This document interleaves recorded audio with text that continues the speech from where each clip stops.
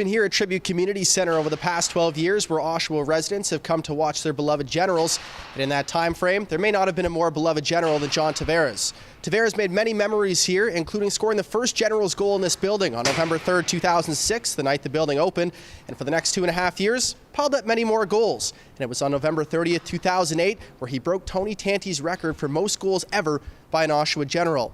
Now, his tenure would come to an end shortly thereafter when he was traded to London, but Tavares still had one more memorable night in store. That was on September 28th, 2014, when he had his number 91 retired, becoming the youngest General ever at the age of 24 to have his number retired. Now we're off to chat with Oshawa Generals Vice President and GM Roger Hunt. We'll talk about the upcoming season, and we'll talk a little bit about Tavares as well.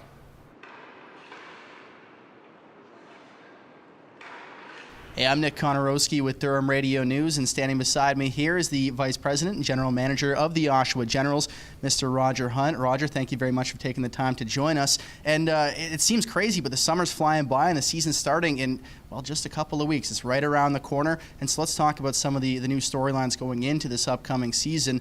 And one of them is a new head coach, Greg Walters, coming in as the new bench boss. Tell me, why did you think that Greg was the best fit for this team?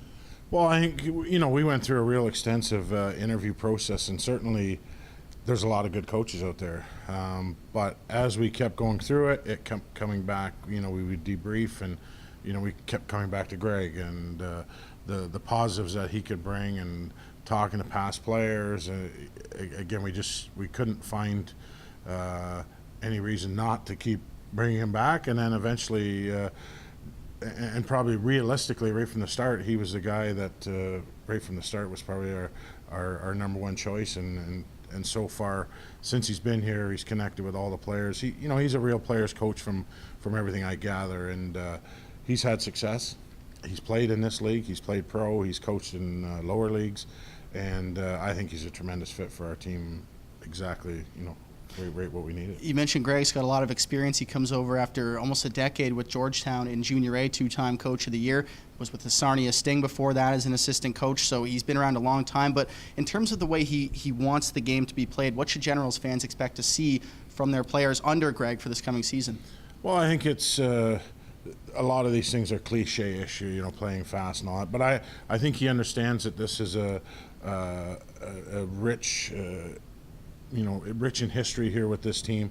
I think we've had our most success when we have played fast, we've played heavy, we've played physical, and I think that's what he's going to do. And again, success seems to have followed that way of coaching here with our team, and I think that's what our fans want. So again, that's I think a great fit for his philosophy. It's exciting, fast-paced hockey, and now two of the players who are new to this team likely will be on the team. It's not certain yet, but it's likely they will be, are the top two draft picks from this past OHL draft. That's Ty Tullio, son of owner Rocco Tullio, 89 points last year with the Vaughan Kings. Dylan Robinson as well coming in, not too shabby himself, 84 points with the Toronto Junior Canadiens. Now, why did you target those two players in this past draft? Well, I think they're both skilled, and to be honest with you, part of that being able to play a certain way is playing with a little bite. And both of those guys, albeit I believe finished third and fourth or second and third in GTHL in scoring, they can combine that skill with a little bit of edge to their game. And certainly, going back to your first part of that question, they'll both be on our team, and we're excited about it. We've got a great group of players that they're going to learn from, and we couldn't be happier. And again, as you said much earlier, it's getting close, and we're excited about that. And there's a potential another new face coming over from Switzerland in the import draft. He's a great name too, which is also pretty cool, and that's Nando Eggenberger. Maybe a little bit more seasoned in terms of playing against players in the later teens. But why did you target Eggenberger? Well, I think with Nando, he went into last season as a potential first or second round NHL pick. He's a late birthday, and he basically played in the men's league in Switzerland, and it's a tough league. It's probably American Hockey League caliber, and he didn't have the year that he wanted, but certainly our group of scouts and contacts have watched him play for a number of years through the national team programs, and he's a big body. He's 6'2", 200 pounds. 19 years old. I think he's going to Vancouver Canucks training camp. He's got a lot to come over here and be excited about, and he's going to get every opportunity to succeed. And like everybody's hockey playing dreams really is to get to the NHL, and that's what he's coming over here for, to be part of a real good, exciting team and give himself an opportunity to move on to the NHL. And so you've got some real high talent offensive caliber with guys like Eggenberger and Tullio and Robinson. And how do they how do you see them fitting into a veteran-laden lineup as expected with this franchise coming up?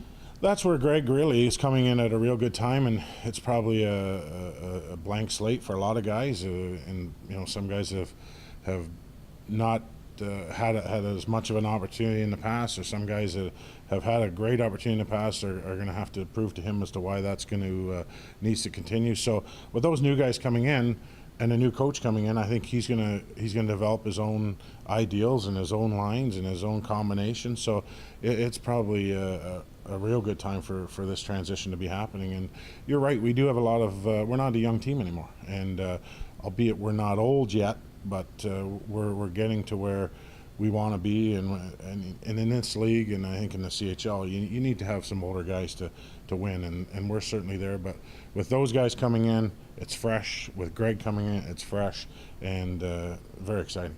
So you have this interesting mix because, as you mentioned, the Generals are a pretty veteran-laden team, expected to be. You have Captain Jack Studnicka probably coming back, Sarah Noel, Alan McShane, Nico Gross, who were a couple of picks in this year's past NHL draft, as well as goaltender Kyle Kaiser, and a couple of sophomores like Mitchell Brewer and Nick Wong, who had a pretty good rookie season. So it's been about 4 years now since that last Memorial Cup. So is this the season? Is this the time, because of the cyclical nature of the OHL? Is this the time for the Oshawa Generals in 2018-19? Well, I said we're not a young team anymore. We've got a lot of experience, and that's a big thing, because that first year with the 99s after the Cup, they had to play 68 games, so we've got a lot of players with a lot of game experience. So is this the year? You need a lot of things to go right for it to be your year, but I really feel comfortable that we're going to have a good team, and as it grows and sees where we're going and some potential adds, I feel good about where we're at, and I think the guys that have been here for 3 years since that Memorial Cup year have done a fantastic job to ensure we made the playoffs every year. Yeah, we would have liked to have gone deeper last year, but through various circumstances we didn't. But I think to say this is the year, I don't know. You never know. I don't know if you ever knew. We didn't know in 2014 that was going to be our year, but we're going to have a good team, and I'm excited. I know we're going to have an exciting team. And one of the biggest storylines this year revolved around a former Oshawa General. That was John Tavares signing with the Toronto Maple Leafs. And what does that mean for this franchise? What do you know about John in terms of? I know you didn't get to coach him, and you weren't his general manager. You came in just after he left. His tenure was done as an Oshawa General. But what do you know about John, and what is he going to do for the Toronto Maple Leafs? Well, I think what he's going to do with the Toronto Maple Leafs is, realistically, one of the world's elite players.